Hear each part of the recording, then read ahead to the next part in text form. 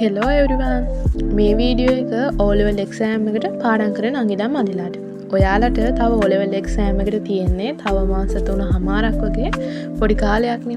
ඉතින් ගොඩාක් දෙනෙක්ට තියෙන ලොකුම ප්‍රශ්නයක් තමයි අපි කොහොමද මේ මාස 3ේදී සිංහල සබ්ජෙක්ට් එකට ඒකක් ගන්න පාඩම් කරන්න කියලා. එහෙනම් මම අද කියලා දෙන්නම් සිංහල වලට ඒකක් ගන්න මේ ටික කාලෙදී වැඩ කරන්නේ කොහොමද කියලා. මුලින්ම අපිට පොඩි හරි අවබෝධයක් තියෙන්න ඕනේ මේ සිංහල පේපර් එක ගැන. ඒ කියන්නේ කොහොමද ප්‍රශ්න අහලා තියෙන්නේ, එතකොට අපිට ලකුණු ලැබෙන්නේ කොහොමද වගේ දේවල් ගැන අපිට පොඩි හරි අවබෝධයක් තියෙන්න ඕනේ. ගොඩාක් අයට තියෙන ලොකුම ප්‍රශ්නයක් තමයි විචාර ප්‍රශ්න වලට හරියට උත්තර ලියන්න බැරි එක. ඉතින් ඇත්තටම කිව්වොත් ඔයා කරන සබ්ජෙක්ට් 9න් ඔයාට තියෙන ලේසිම සබ්ජෙක්ට් එකක් තමයි, ඒ කියන්නේ ඒකක් ගන්න තියෙන ලේසිම සබ්ජෙක්ට් එකක් තමයි මේ සිංහල කියන්නේ.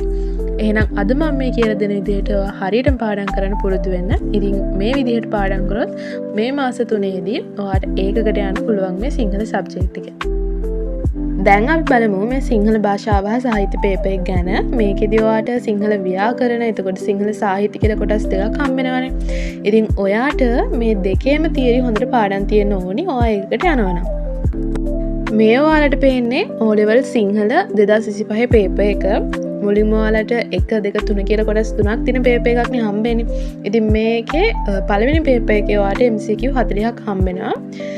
මේ පේන විදිහට ඔයාට MCQ ප්‍රශ්න වලින් 1 2 3 කියන ප්‍රශ්න වලට සාමාන්‍යයෙන් අපිට හරියටම හිතා ගන්න පුළුවන්. ඒ කියන්නේ ප්‍රශ්න තුනටම අපිට හරියට ගැලපෙන උත්තරේ තෝරගන්න පුළුවන්.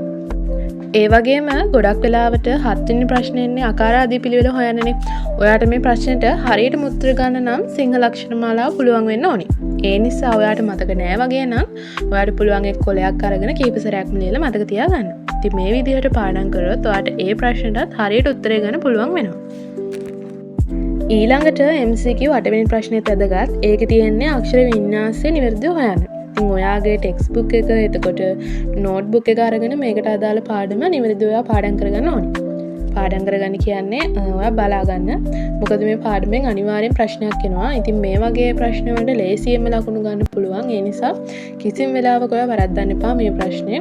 ඒ වගේම 9 ඉඳන් ප්‍රශ්න අංක 16ට යනකම් අහන්නේ සමාස, නාමපද, එතකොට විභක්ති, තද්දිත, ඒ වගේම ක්‍රියාපද වගේ පාඩම් වලින්නේ. ඉතින් මේ හැම පාඩමක්ම අනිවාර්යෙන් අහනවනේ ඔයාගේ පේපර් එකට. ඒ නිසා ඔයාට එකක් හරි වර්ධිනවා නම් අපි හිතමු තද්දිත පාඩම වලට බෑ වගේ කියලා. ඉතින් ඔයා කරන්න ඕනේ ඔයා මුලින් ඉඳන් මේකේ තියෙන තියරි කොටස් පාඩම් කරගන්න ඕනේ.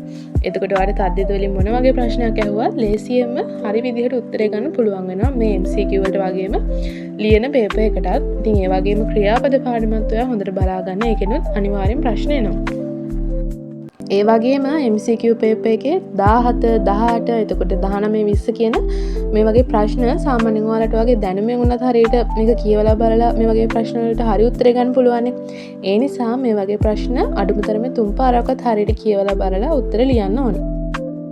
ඔයාලට මේ පේපර් එකේ තියෙන විදිහට සමාන පද, එතකොට විරුද්ධ පද වලිනුත් ප්‍රශ්න අහනවා. ඒ වගේම සංදි පාඩමත් හොඳට බලා ගන්න. මේ 34 වෙනි ප්‍රශ්නේ, එතකොට 35 වගේ ප්‍රශ්නවල ඔයාගේ ටෙක්ස්ට් බුක් එකේ තියෙන පාඩමකින් තමයි අහලා තියෙන්නේ. එතකොට ඔයාට මේ ව්‍යාකරණ කොටසේ ටෙක්ස්ට් බුක් එකක් තියෙනවනේ, ඒක හොඳට කියවන්න. ඉතින් මේ වගේ ප්‍රශ්නට උත්තර ලියන්න අනිවාර්යයෙන්ම යම්කිසි දැනුමක් ඕනේ. ඉතින් මේ විදිහට ඔයාට MCQ 40න් ඇත්තටම ලකුණු 35ක් වගේ ගන්න පුළුවන් නම් ඔයාට අනිවාර්යෙන් ඒකකට යන්න පුළුවන්. ඒ නිසා පුළුවන් තරම් MCQ පේපර් එකේ MCQ 35ක්වත් හරියට කරන්න බලන්න. දැන් අපි බලමු සිංහල භාෂාව හා සාහිත්‍ය දෙක කොටස මොන වගේද කියලා. මුලින්ම කියන්න ඕනේ ඔයාට මේ පේපර් එකට ලකුණු 80ක් හම්බ වෙනවා. ඉතින් ඔයා මේ ප්‍රශ්න 1 2 3 4 5 කියන ප්‍රශ්න ඔක්කොටම උත්තර ලියන්න ඕනේ. ඉස්සෙල්ලාම පළවෙනි ප්‍රශ්නේ ගත්තම ඒකේ අණු කොටස් 10ක් තියෙනවා. එතකොට ඔයාට මෙතන ලකුණු 20ක් හම්බ වෙනවා. මේ ප්‍රශ්න 10 සාමාන්‍යයෙන් හැදිලා තියෙන්නේ අක්ෂර වින්‍යාසය, නිපාත, යුගල පද, එතකොට සංදි, එතකොට ප්‍රකෘති ප්‍රත්‍යය, ඒ වගේම තද්දිත, සමාස, කෘදන්ත, ඒ වගේම කර්මකාරක වාක්‍ය වගේ තමයි මේ ප්‍රශ්න 10 හැදිලා තියෙන්නේ. ඉතින් ඔයාලට පාස් පේපර් එකක් වුණත් තරම් බැලුවම තේරෙනවා මේ වගේ පාඩම් වලින් තමයි මේ ප්‍රශ්න හැදිලා තියෙන්නේ කියලා.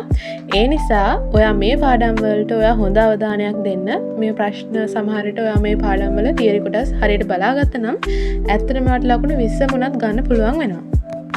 ඊළඟට දෙවැනි පේපර් එකේ දෙවැනි ප්‍රශ්නේ අනිවාර්යයෙන්ම අපිට එන්නේ රචනාවක් ලියන්නනේ. ඉතින් ඔයාලට රචනාවට මාතෘකාවක් දාලා තමයි මේක ලියන්න ඕනේ. ඔයාට රචනාවට ලකුණු 25ක් හම්බ වෙනවා. ඒ වගේම ඔයාලා රචනාව පැහැදිලිව ලියුවොත්, ඒ වගේම අක්ෂර වින්‍යාසය නිවැරදිව, එතකොට අත් අකුරු පැහැදිලිව ලිව්වම ඔයාට ලකුණු 20ක් වගේ සාමාන්‍යයෙන් ගන්න පුළුවන් වෙනවා. ඊළඟට තුන්වෙනි ප්‍රශ්නේ අනිවාර්යෙන් සාරාංශ කිරීමක් තමයි එන්නේ. මේකට ඔයාලට ලකුණු 10ක් හම්බ වෙනවා. ඉතින් ඔයා මේ ප්‍රශ්නේ හොඳට කියවලා සාරාංශගත කරන එකත් හොඳට ලියන්න. අවම ලකුණු 10න් 8ක්වත් ගන්න මේක ලියන්න ඕනේ. ඒ වගේම හතරවෙනි ප්‍රශ්න ගොඩක් වෙලාවට අහන්නේ සාමාන්‍ය ඡේදයක් දීලා ප්‍රශ්න පහක් අහනවා. මම ඔයාලට කියලා දෙන්නම් මේ වගේ ප්‍රශ්නයකට කොහොමද අපි සම්පූර්ණ ලකුණම ගන්න කියලා. මුලින්ම ඔයා 10න් 10ම ගන්න නම් ඔයා මේ ඡේදය එකපාරක් හොඳට කියවන්න ඕනේ. ඊළඟට ප්‍රශ්න කියවන ගමන් ඡේදය කියවන්න. ඊට පස්සේ තුන්වෙනි පාර ඔයා ප්‍රශ්න කියවලා ඒකට අදාළ උත්තරේ ඡේදෙන් මාක් කරගන්න. ඔයාට පුළුවන් පැන්සලෙන් ඉරක් ඇඳලා උත්තරේ මාක් කරගන්න. මේ විදිහට ඔයා හැම පාස් පේපර් එකකම මේ විදිහට උත්තර ලියුවොත් ඔයාට එක්සෑම් එකට ගියාම ලේසියෙන් මේකට උත්තර ලියන්න පුළුවන් වෙනවා. ඒ වගේම ලකුණු 10න් 10ම ගන්නත් පුළුවන් වෙනවා. ඔයා මේක නිවැරදිව ප්‍රැක්ටිස් කරොත්. එතකොට ඊළඟට පස්වෙනි ප්‍රශ්නේ ලකුණු 15ක් තමයි හම්බෙන්නේ. ඒක සාමාන්‍යයෙන් අත්වාත්‍රිකාවක් හරි දැන්වීමක් වගේ ලියන්න තමයි එන්නේ. ඒ නිසා ඒකටත් ලකුණු ගන්න පුළුවන්. ඉතින් මේ විදිහට තමයි සිංහල භාෂාව හා ව්‍යාකරණ පේපර් එක හැදිලා තියෙන්නේ. ඉතින් මං හිතනවා ඔයාලට යම්කිසි අවබෝධයක් එන්න ඇති කියලා මේ ව්‍යාකරණ පේපර් එක ගැන. ඉතින් ඔයාලට තව මාස 3ක් වගේ පොඩි කාලයක් නේ තියෙන්නේ. ඇත්තටම මං කලින් වීඩියෝ වලත් කියලා තියෙනවා වගේ දැන් ඔයාලට තියරි පාඩම් කරලා පාස් පේපර්ස් කරන්න වෙලාවක් නැහැ. ඒ වුණාට ඔයාලට පුළුවන් පේපර් එක කරන ගමන් තියරි බලන්න. ඒ නිසා සිංහලටත් එහෙම පාඩම් කරන්න පුරුදු වෙන්න. මොකද අපිට මේ සබ්ජෙක්ට් එකට එකක් ගන්නවා නම් උත්තර ලියලම තමයි පුරුදු වෙන්න ඕනේ. දැන් අපි බලමු සිංහල සාහිත්‍ය කොටස් පේපර් එක කොහොමද එන්නේ කියලා. මේ ඔයාලට පේන්නේ සිංහල භාෂාව හා සාහිත්‍ය තුන්වෙනි පේපර් එක. මේක තමයි සාහිත්‍ය ප්‍රශ්න ඔක්කොම තියෙන්නේ. ඉතින් අපි මුලින්ම බලමු මේ සාහිත්‍ය කොටස් වලට එන පාඩම් මොනවද කියලා. ඉතින් ඔයාලට මේ පේන විදිහට 10 වසරේට පාඩම් 7කුයි 11 වසරේට පාඩම් 9කුයි මුළු පාඩම් 16ක් ඔයාලට තියෙනවානේ. ඉතින් මේ පේන විදිහට මේ හැම පාඩමකින්ම වගේ විචාර ප්‍රශ්න ඔයාලගේ තුන්වෙනි පේපර් එකට අහනවා. ඒ වගේම සතර කම්මාන්ත්‍රණය, එතකොට බැද්දේ ගම, ලින අතහැර යාම, අඟුල් මල් දමනය, දියමන්ති මාලය, ඒ වගේම අපිට වැසිකිළියක්, මේ වගේ මේ හැම පාඩමකින්ම උද්ෘත කොටස් එනවානේ. ඉතින් ඒවා කා විසින් කාටද කිව්වේ වගේ ප්‍රශ්න අහනවා. ඉතින් ඒ නිසා ඔයා මේ හැම පාඩමක්ම කියවලා තියෙන්න ඕනි. ඉතින් ඒක වැදගත්. ඒ නිසා ඔයාට එකපාරක් හරි කියවන්න බැරි වුණා නම් පැය භාගයක් වෙලාව වෙන් කරගෙන මේ පාඩම් කියවන්න පුරුදු වෙන්න. මේ සිංහල සාහිත්‍ය පේපර් එකේ පළවෙනි ප්‍රශ්න ගොඩක් වෙලාවට කවියක් දීලා ප්‍රශ්න දෙකක් අහනවා. ඒක ගොඩක් වෙලාවට ගංගාවේ සංගීතය නැත්නම් හානාහියේ හානා අඬහැරෙන්දනේ වගේ පාඩම් වලින් නැත්නම් අනිත් පාඩම් වලින් උනත් අහන්න පුළුවන්. ඒ නිසා ඔයා මේ පාඩම් වලින් විචාර ලියන්නේ නැහැ කියලා අතහරින්න එපා. අඩුම තරමේ මේ වගේ ප්‍රශ්නකට උනත් උත්තර ලියන්න පුළුවන් විදිහට බලාගන්න. ඉතින් දෙවෙනි ප්‍රශ්නේ තහන්නේ ඒ වගේම තමයි. ගොඩක් වෙලාවට ගුත්තිලේ කවි වලින් තමයි දෙවෙනි ප්‍රශ්නේ කවි දීලා ප්‍රශ්න දෙකක් වගේ දීලා අහන්නේ. ඊළඟට 3, 4, එතකොට 5, 6, 7 කියන ප්‍රශ්නවල ඔයාලට තියෙන්නේ විචාර ප්‍රශ්න ලියන්න තෝරගන්න. ඉතින් අපි බලමු මේ සාහිත්‍ය පේපර් එකට කොහොමද වැඩිපුර ලකුණු ගන්න මේ විදිහට පේපර් එකට හරියට උත්තර ලියන්න කියලා. ඔයාට සාහිත්‍ය පාඩම් වල පාඩමක් ගත්තම මේ තද කහ පාටින් ඡේදයක් වගේ කොටසක් දීලා තියෙනවානේ. ඒකේ තියෙන ඒවත් අනිවාර්යෙන් පේපර් එකට අහනවා. ඉතින් ඔයාට පුළුවන් මේ වගේ තියෙන වැදගත් කරුණු වලින් ප්‍රශ්න හදාගෙන උත්තර ලියන්න. එතකොට අපිට ඒවා එක්සෑම් එකට ගියාම හොඳට මතක් වෙනවා. ඒ වගේම විචාර ලියන එකත් වැදගත්. ඔයා මුලින්ම විචාරයක් ලියනකොට ඒ ප්‍රශ්නේ හොඳින් කියවන්න. ඊළඟට ඒකට අදාළ උද්ෘත අවම 4ක් 5ක්වත් ලියන්න. ඒකෙන් අපිට වැඩි ලකුණකට යන්න පුළුවන් වෙනවා. ඒ වගේම විචාරයක් ලියනකොට අනිවාර්යයෙන්ම ආරම්භයක්, ඒ කියන්නේ ඉන්ට්‍රොඩක්ෂන් එකකින් ආරම්භ කරන්න. ඒ වගේම ප්‍රශ්නය අවසන් කරන්නත් අමතක කරන්න එපා. සමහර අය ප්‍රශ්නේ ආරම්භ කරලා ඒක අවසන් කරන්නේ නැහැ. ඉතින් අපිට ඒකටත් ලකුණක් හම්බ වෙනවනේ.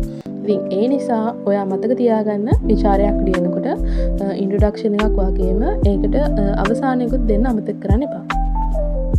ඉතින් මේ විදිහට සාහිත්‍ය පේපර් එකටත් පාඩම් කරලා පේපර්ස් කරලා පුරුදු වෙන්න. ඉතින් අවසානට කියන්න තියෙන්නේ සිංහල කියන්නේ අමාරු සබ්ජෙක්ට් එකක් නෙවෙයි. ඔයාලටත් මම මේ කිව් විදිහට පේපර් කරලා බැරි තැන් පාඩම් කරා නම් අපිට ලේසියෙන් ඒකට යන්න පුළුවන් වෙනවා. ඒ නිසා අදම ඔයා මේ විදිහට වැඩ කරන්න පටන් ගන්න. ඔයාටත් අමාරු තැනක් තියෙනවා නම් පල්ලෙහායින් කමෙන්ට් එකක් දාන්න අමතක කරන්න එපා. එහෙනම් මේ වගේ තව වීඩියෝ එකකින් හම්බ වෙනකන් ඉහින් එන්නම් බයි.